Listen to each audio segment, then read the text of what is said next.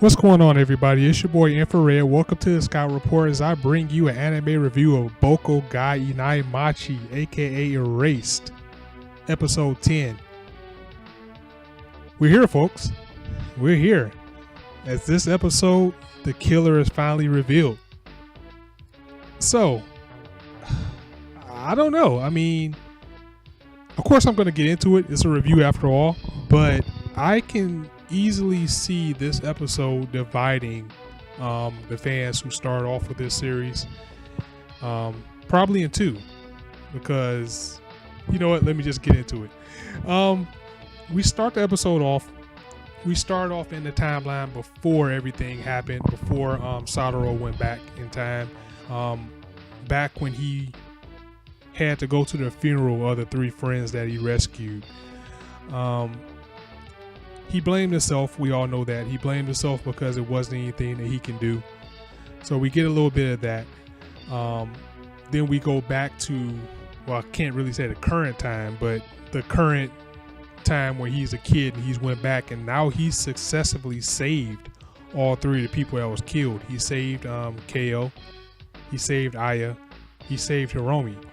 So now everything's happy, everything's all clear, but you know, he still feels like something's missing.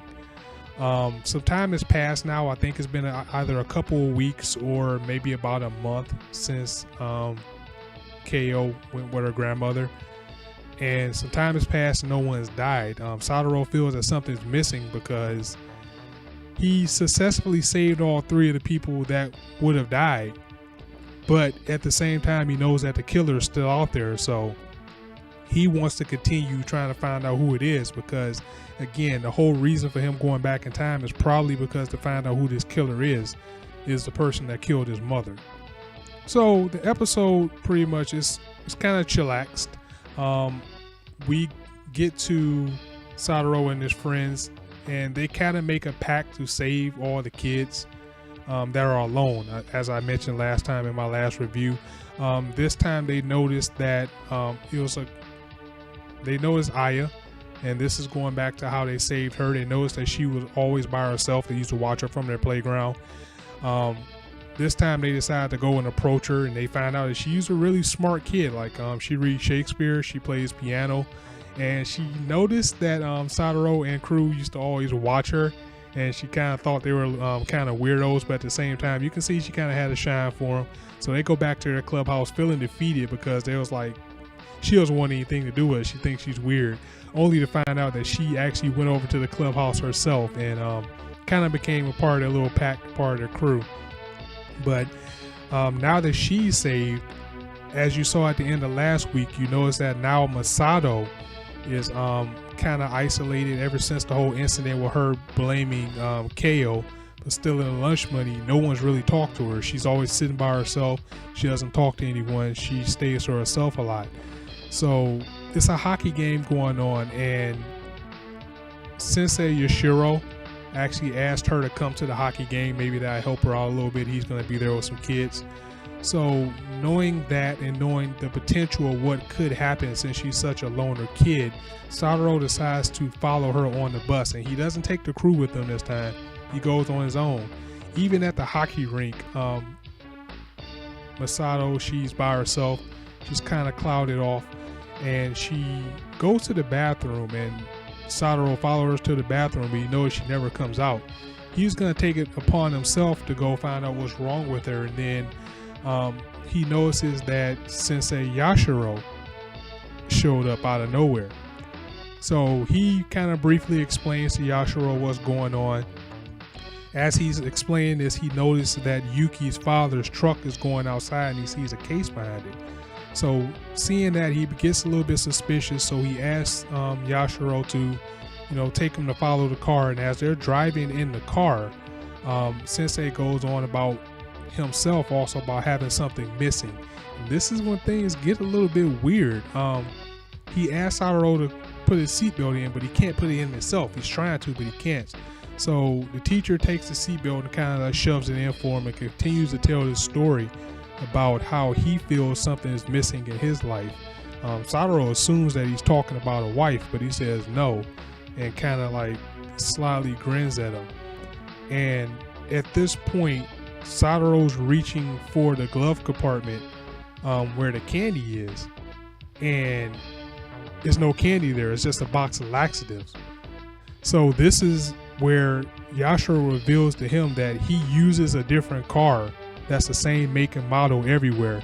And for what, per se? Looks like Yashiro's our killer, folks.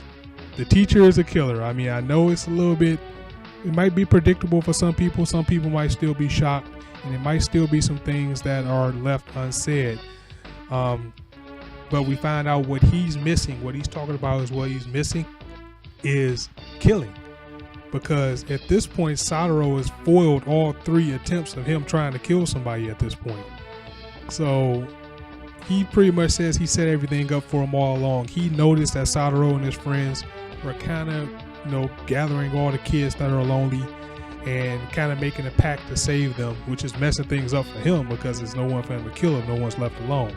He admires that because, he kind of gave him that idea. He told him to be more open with people and to be friends with them. But at the same time, it pretty much just ruined him killing anybody at this point.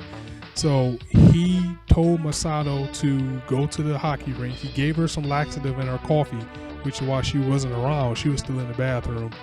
He had Yuki's father drive the truck, and somehow he just knew that's what Sadaro would want to do, would want to follow and pursue to see what's wrong. And here again, it's revealed that he is the killer. But at this point, he hasn't killed any of the 3 kids that we know. So he pretty much gave away that he is a killer, but he hasn't killed anyone that we know yet. And with this being said, of course, it shocks Sadaro, and the teacher takes him to an area. He drives him off. He kind of gives him a Scooby-Doo enemy type monologue, like I would have got away with it if it wasn't for you meddling kid type of thing. So he drives Sadaro to a frozen lake and drives him off, and gets out the car, and he puts a basketball on a gas pedal and sends our main character into a frozen lake. Oh my God. I mean, we got 2 episodes left, but what's going to happen from here? Is he going to get another erase? Or is he going to get to go back in time and fix this? Is he going to die? We don't know. I mean, I read the manga a little bit, so of course I know the answer, but I don't want to ruin it for any anime onlys right now. But I want to know what you think. Now that we know who the killer is, do you buy his motivations? Do you still think he acted alone? Do you think this is the end for our main character? We got 2 episodes left. How do you think it's going to end? Well, that's all I have for you guys right now. Again, as always, thank you guys for tuning in. You can be anywhere on YouTube right now, but you chose to listen to me, and I really appreciate that. If you liked anything I have to say, please drop a like. And if you want to hear more, please subscribe as well, as I'll always have more for you coming as much as I can. This is your boy Infrared. This is the Scott Report. Thanks for tuning in. See you soon.